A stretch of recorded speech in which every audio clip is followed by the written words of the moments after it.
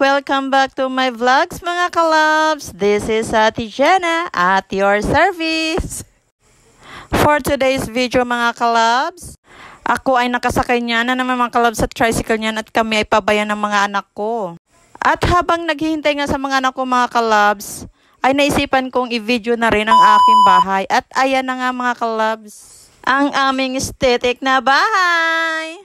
Aesthetic yan mga kalabs kasi tignan nyo naman ang bintana namin yan mga kalabs. Trapa lamang ang aming panaran yan mga kalabs, panangga ng ulan at araw. At ayan nga mga kalabs, nahagip ng ating video mga kalabs ang magkaka. Galing yan si Bebe Loves dun sa kay kaka niya. Siguro narinig niya umandar ang tricycle kaya ayan, nagpandalas, nagpahatid sa bahay. Nakikita nyo yan mga kalabs, yung divider na yan, sira-sira na yan mga kalabs. Galing yan kay Chang Emi. Shout out kay Chang Emi. Hiningi ko yan mga kalabs doon dahil pananggan na lang namin dyan sa bombahan namin. At ayan nga, ipiniflex ko na ulit yung mga kalabs. Zoom in ko pa yung bahay namin mga kalabs. Charot. And that's all for today's video mga kalabs. Nandito na ang Bebe Loves ko. Bye! Thank you for watching!